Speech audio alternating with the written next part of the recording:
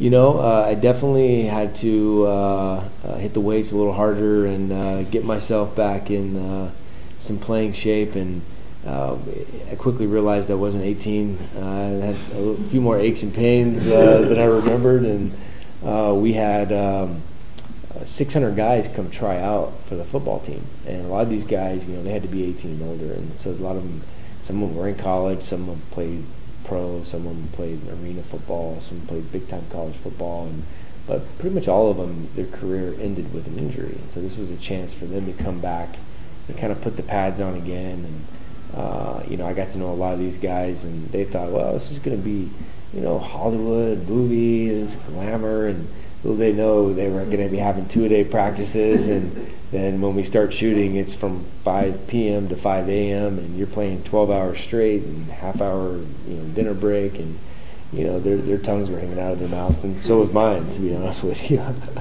I had a lot of parallel situations to my own personal life, and I immediately knew that this was a project that I was supposed to do, and I just, but I also knew I had a short window because I'm not getting any younger.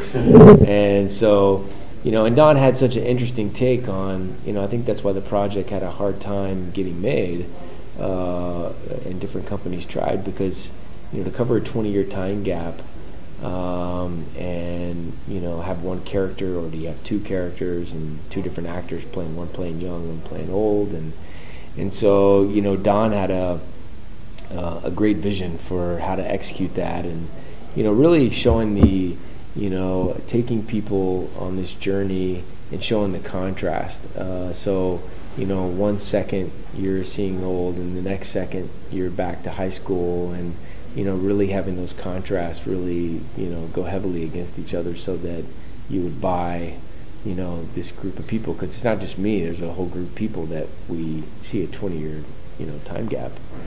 Was it hard for you to get into the mindset of a high school student? It was. I really didn't have to get into the mind of a high school student, because it was. I was going back in time, but mentally I was 20 years down the road.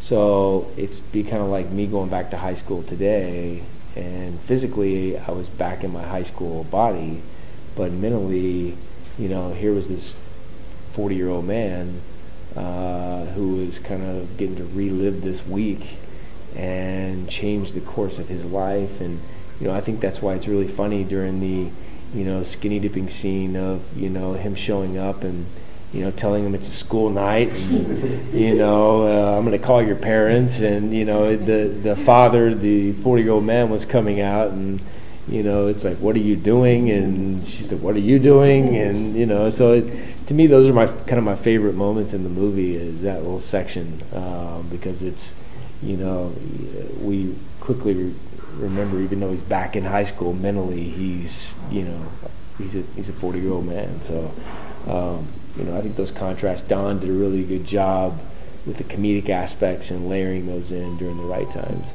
To have experience of getting to be across from Kurt Russell, the minute I started the first scene with him, and immediately said, the last 14 years of this journey, this is a great payoff. And, getting immediately, I'm the one to call him Doc Holliday, and, all these great characters he's played over the years, and, and he was great about it. I asked him all kinds of stories. He and I really hit it off, and, I think I kind of reminded him of his two boys that are my age, and, he's just a salt of the earth kind of guy. What you see is what you get, and, he has a kind of a cowboy mindset, and he actually was a pro baseball player and played in the minors, and his career ended with injury. It's been likened to It's a Wonderful Life, and I know Don Handfield was really into that movie. Yeah. Can you talk a little bit about? Yeah, the movie, Don is inspired by It's a Wonderful Life, and It's a Wonderful Life meets Blindside, set in the world of Friday Night Lights. And, we wanted to do a shout out to Frank Capra. The company that his company that made It's a Wonderful Life was Liberty Films. And so when you see my character older, my farming hat had Liberty Seed Company. And so it was kind of a shout out to, Frank Capra's company, Liberty Films. But, I mean, It's a Wonderful Life is, well, you see it every holiday season, it plays. And, the message of that movie has a very similar theme as Touchback. And, what is that meaning of life? So, it's awesome to even have a comparison, because It's a Wonderful Life is such a classic film, and, one of my favorite films, and Jimmy Stewart film. So, it's we hope it has that same kind of impact.